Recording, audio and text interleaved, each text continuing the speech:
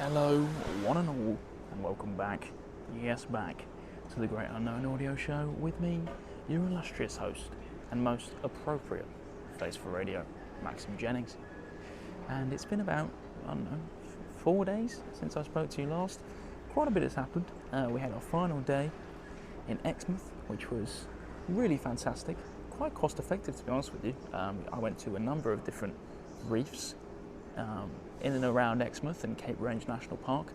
The highlight of that being Lakeside, where I was fortunate enough, after renting my snorkel for the day, which came for the pretty reasonable price of $8 Australian, so £4.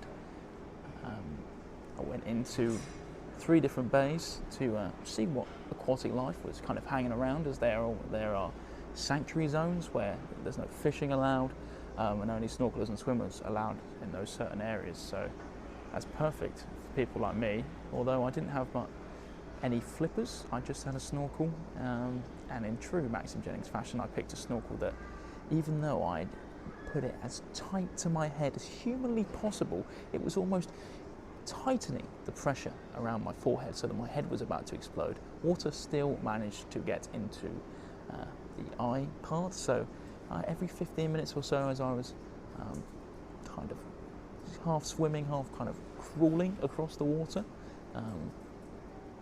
we had to take the goggles off and unload the water. So that was a bit annoying, as well as the goggles obviously steaming up. That happens to me when I go swimming anyway, so 2 things which for most people would be avoidable, but for myself, not to be the case. But I have to say, when I did get into Lakeside, and I was there for a good hour and a half, kind of just milling about, swimming, I managed to see 3 stingrays that were almost being followed and nibbled at by a variety of different fish, as well as 2 awesome turtles. And I spent about half an hour following one of them, just watching it slowly glide through the water and flap its turtle fins. Are they fins or are they hands and feet? Who knows?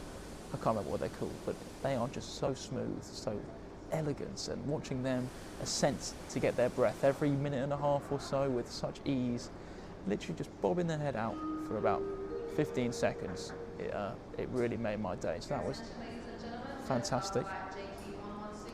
Obviously you can hear I'm in the airport, so a bit of ambience for you guys. Boom, boom, boom. But 15 to 31, that's verse 15 to 31 to board first. 15 to 31, Also, got it. just a friendly reminder to have your boarding passes and your passports ready for inspection by ground staff. Thank you. Always highly important. So after we finished that, we took a trip down to the craft brewery again, where I had 2 stupendous pints, and then decided it was time to head back and have my final camp meal. A very nice noodles, and then the rest of that beef, the vegan beef, so which wasn't so nice, but it was accompanied with some carrots and some other greens. So pretty all-round balanced meal. Unfortunately for me, we had to take a bit of pain along the way. We weren't administering any pain, we were definitely absorbing it though from the almighty sun, king of the solar, where I had in fact lathered myself with 2 layers of sun cream. And being by myself, for some people that can be incredibly difficult to do, and because I'm obviously on the wider, broader, larger side, there is a certain tactic that I learned from my friend Reese Walker on how to independently apply sun cream to your back. And so basically, you put the sun cream on the top of your hand, on both sides, and basically just windscreen wiper, one side each. That's really get into the trunk, because if you try and put it on the palms, it's very difficult to get to some bits, whereas if you put it on the top of your hands, you can just slide them up and down if you're lacking flexibility, like I am. So I tried that method, and it was unsuccessful. I think mainly because I didn't give it enough time before going in the water. I probably gave it about 20 minutes or so, and it was a good 33 degrees, about a UV index 6, so quite potent, that sun. Middle of the day as well, and I I burnt, but I knew it wasn't as bad of a burn as I've had in the past. I have to say it was if I had applied sun cream twice, it would have been a lot worse. So it's a bit of a loss, but it's not too bad. And now we are 4 days later, I'm not feeling any pain. When I have a hot shower, it doesn't hurt. It's about 48 hours post that. It was a bit of an irritant, but it didn't affect me too much, which is good because it would have been horrible otherwise. I remember one time I was in the glorious island of Mallorca, obviously at Magaluf, and at our resort, Hotel Samos. There was a big pool there, and I remember being on a boys' holiday and didn't apply any sun cream to my back because I was too scared to ask one of my mates to apply sun cream. Seemed a bit weird at the time, but times have changed. That was 5 years ago, and now I'd happily ask anyone of my friends to apply sun cream to my back, not a stranger. And I think if I had asked a stranger on this occasion, maybe that could have been avoided, but it's a bit weird, a 23-year-old grown male asking a random person to apply sun cream to their back. So we had to avoid that, use the independent method, and we were unfortunately unsuccessful, but damage limitation, as they always say. So yeah, that was the day in Exmouth, and then following that we had a 850 kilometre drive down to Geraldton, which is the biggest town on the northwest coast. So that took me 8.5 hours of driving, which was absolutely stupendous stuff. What does one do on an 8.5 hour driving session? Well, I listened to 3 episodes of the Chipping Forecast, which is one of golf's best podcasts by far. If you enjoy listening to me, then you definitely will enjoy listening to the Chipping Forecast, because golf to most people is incredibly boring. My podcast to most people are incredibly boring. So there's a bit of resemblance there, apart from these guys actually know what they're talking about, whereas I have no clue whatsoever. So check them out, 3 episodes of that, and then followed by my favourite basketball podcast. So podcast on podcast collaboration called No Dunks, previously known as The Starters, and before that, The Basketball Jones. They've been a podcast for, let me just wait for this admission. Your attention, ladies and gentlemen, we now have our remaining passengers traveling on Jet Southbound JQ116 to Devonshire Valley, will through gate 54. Please have your passport open with a photo page along with your boarding pass, and just a friendly reminder that all drinks are not permitted past the gate. Thank you. Thank you very much. Anyway, so listening to my favourite basketball podcast, they've been around for 20 years talking basketball. Good experience, no just media guys. Pretty good stuff, keep the pace going, and they have lovely little jingles for each of their different segments, which I've tried to do at certain points and tried to introduce new stuff, but to my father's dismay, he doesn't really like that, so we just kept it on the usual talking nonsense, those kind of topics.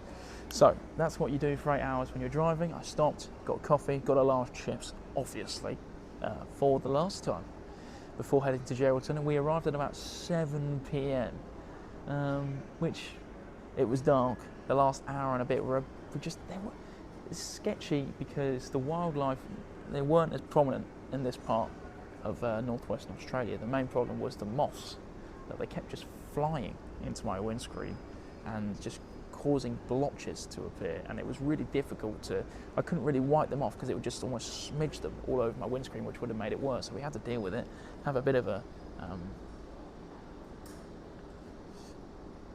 unclear view, which is a bit annoying in the dark, especially with the lights on. So that was the main problem. It wasn't too bad, and then when I arrived, I had dinner and met 2 Australians who were from Perth, and then a Geordie and a Frenchie, and we played cards for a good 4 hours before I went on FaceTime with my parents and wished my amazing, gorgeous and wonderful grandma, Gillian Cullop, a happy birthday. Grandma, you don't look a day over Sunday. As I said in my card, I thought that was a pretty good one. I'm not going to say how old you are because age is just a number. You're only as old as you feel, as everyone says. So, that was kind of that day. We had one more day to mill about in Geraldton before heading back to Perth. I have to say, folks, I didn't get much sleep on that night because, bloody hell, how many calls they have to do. You would have thought we were at an airport with all these announcements. Anyway, so we didn't really do much on that next day. We had a bit of New Zealand prep to be doing. I looked into what I want to do for the first 3 days.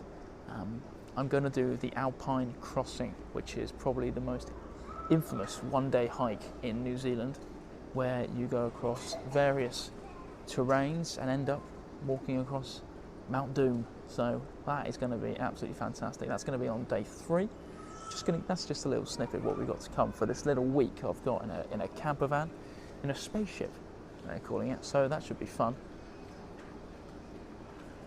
But yeah, I was prepping for that. Also, some media prep by watching the Lord of the Rings trilogy, Two Towers. Absolutely fantastic. One of the best battle scenes ever recorded, and the best visual effects of all time for the era, of course. So that's what we did then, and then we had to depart Geraldton and leave for Perth, and that was yesterday. Yeah, that was yesterday. I had a 4.5 hour journey to get to Perth, and I had a cosy bedroom Airbnb set up for one night just to kind of gather myself before heading to the airport. We didn't do much on that day to Perth apart from drive, get a Domino's takeaway, and the Domino's takeaway looked really good on Uber Eats. And then I ordered a large pizza. The large pizza was 8 slices. First of all, it was $15, $7.50, so absolute bargain. But it was 8 slices, and the slices were the size of an individual Domino's pizza in the UK. No wonder it was so bloody cheap. There was an option for an extra large, but I'm like, extra large, bloody hell, that makes me look big. And I had to eat it in front of the host, because I didn't want to eat it in the bedroom. So part of me is glad that I didn't get too much to eat, but the other part of me is still bloody hungry. So I was still thinking about that pizza, because it's just annoying. Like, you order a large for a large, and then when you're underwhelmed like that, that was medium. That was a medium. Absolutely, just really bloody annoying. So, and that kind of leads us to where we are now, back at the airport after watching the conclusion to the Lord of the Rings trilogy. And honestly, folks, it was about 11 o'clock at night. Obviously my favourite films of all time, and for the 150th time I was bawling my eyes out in the last half an hour at my laptop, and I'm sure the host could probably think, what bloody hell is he crying at? I was just absolutely in buckets of tears. I think it's when you watch a film that means so much to you alone, you just cry as much as you want, and I loved it. It was just so many tears of joy, and then just kind of trying to look at the landscapes in the background and thinking, oh, I know where that is. I want to be going there. It's really bloody exciting. So I am super excited for this trip to New Zealand, flying to Auckland, where I'm picking up my spaceship. Like I said, 8 days of solo travel before starting a group experience. I have the itinerary for that, so I've looked at a few things and seen what bits they're missing out and tried to fill them up in the 8 days, but I'm only going to be on the North Island for 8 days, and then the trip covers the North and South Island. Spends a lot more time on the South Island because it's geographically, geologically, architecture, landscape purely, if that's a word, it's known as being more beautiful. So excited for that, excited to spend some time on the North Island as well. Oh God, I'm just excited. I think that's the main summary of this. I've had a fantastic time in Australia. We're going to do another episode. It's just kind of giving you an overview of my last 2 months. 2 months in one country. That's the longest I've spent in any country, anywhere apart from the UK.